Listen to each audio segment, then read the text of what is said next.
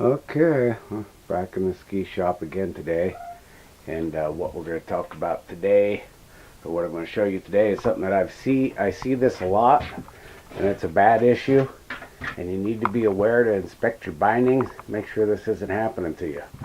Okay, this is a Salomon binding, and there are other bindings that are very similar. And what I'm going to talk about is the brake. Okay, the brake is a very integral part of this ski. As you see here, this brake up here is banded down, so you can see what it looks like when it's sitting flat here. Now, this is the ADF, or the anti-friction plate, or AFD, anti-friction device, or whatever, for the heel piece. So this whole brake piece is integral to the boot coming down in, slapping in, and being on the right plane here. Okay. Sometimes when people are working on a ski and they take that brake off, they don't mount it back in the right way. Now you see there's little tabs that go underneath before you screw the thing back on. Now if you fail to put those tabs underneath where they belong, and then you go to stab your boot, you weigh 180 pounds, and you're stabbing down on this, clamping your boot into it, now it bends these little tabs, and now they get bent, and your boot is not down in the binding where it belongs, and it's going to pre-release early in the heel, and it's also going to leave you askew, because this may leave the boot tilted a little bit one way or tilted a little bit the other way. So depending on if you got one side in or both sides out. So pay attention to those brake pieces. Make sure that the tabs are properly inserted. If you remove it, and re-put it back on. So there you go, lesson for today. And I do not purport myself to be a binding expert, okay? But I will tell you that that's something you need to look out for. Okay, I've gone ahead and removed the brake piece so that you can see more of what I'm talking about. See those tabs?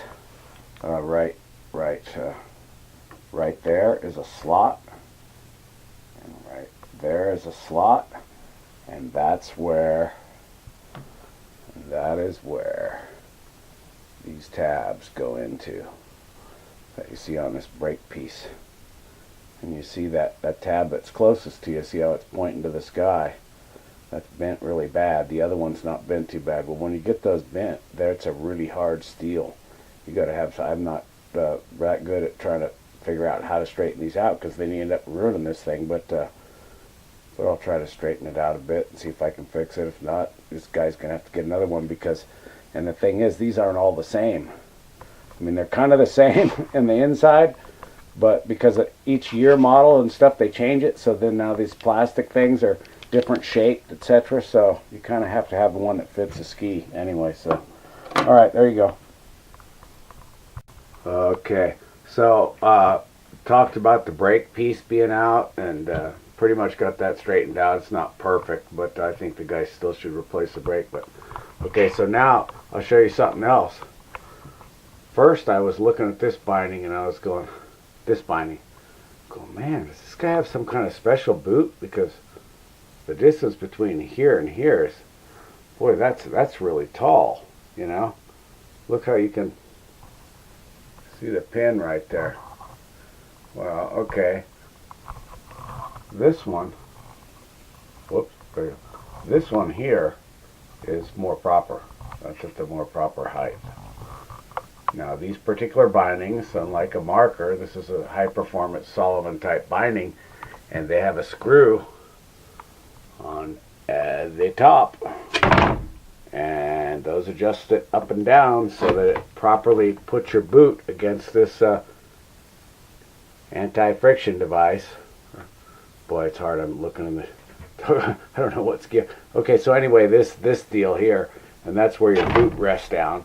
So if your boot isn't squished down perfectly flat against this thing, you know, you're going to have so much slop in here with your boot that, well, you're not going to have much control.